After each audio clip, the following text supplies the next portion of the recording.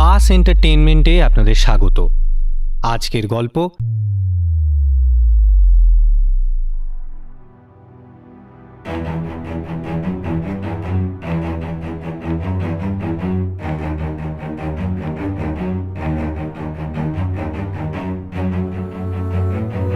সারা শহর, সারা দেশ, এমনকি সারা বিশ্ব একটা ভাইরাসে আক্রান্ত।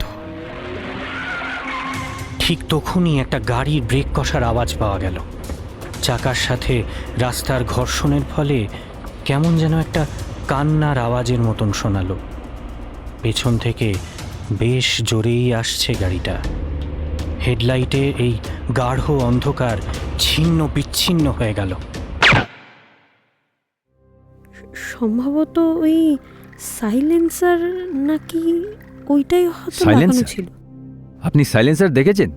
আপনি জানেন সাইলেন্সার কাকে বলে?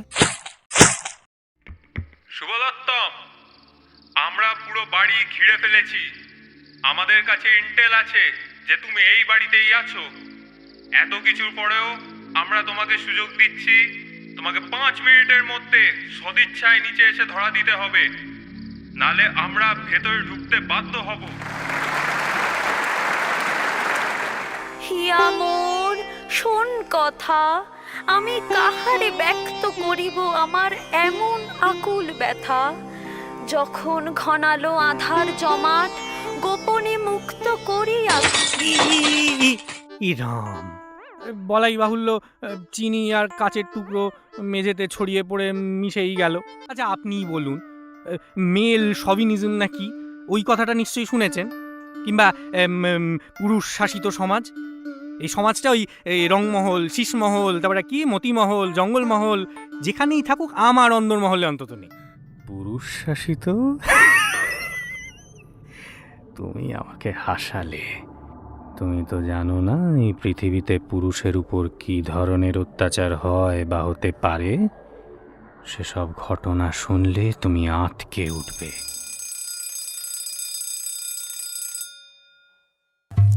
এই যে সেকেন্ড বেঞ্চি, উঠে দাঁড়াও তো দেখি বাবা। একেবারে ঢুলে পড়ে তো মাটিতে মিশে যাবে। দেখো দেখো চেয়ারখানা দেখো, ব্যাকাপানার শরীরটা হাওয়ায় দোল খাচ্ছে কেন? মুখটা দেখো কেমন ফ্যাট কানা। যা যা, আজকে থেকে তোর নাম দিলাম ভেটকি। যা।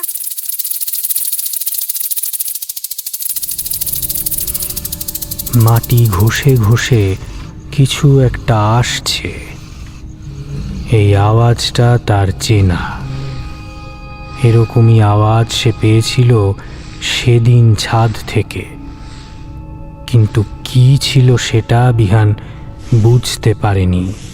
তবে আজ সে দেখতে পেল একটা বিশাল বড় সাপ, এতটাই বড় মোটা যে ছাদ দিয়ে আসার সময় তার গায়ের সাথে ঘষা লেগে আওয়াজটা তৈরি করছে। একটা ঘোলাটে ভাব গাড়ির বাইরে। শুনতে পাচ্ছি বাবা চিৎকার করছেন সামনে। এত কুয়াশা কেন আসিফ? ধীরে চালাও, ধীরে, নইলে বিপদ হবে। अगर धीरे चलाएंगे तो जान तक नहीं बचेगा। अब पकड़ के बैठिए। মুক্ত, তোমরা ঠিক আছো তো সবাই? আমি আছি দাদা, ভয় নেই। বলতে বলতে একটা প্রবল ঝাঁকুনি লাগলো গাড়িতে। গাড়ির ভিতরেই ছিটকে পড়লাম এদিক সেদিক।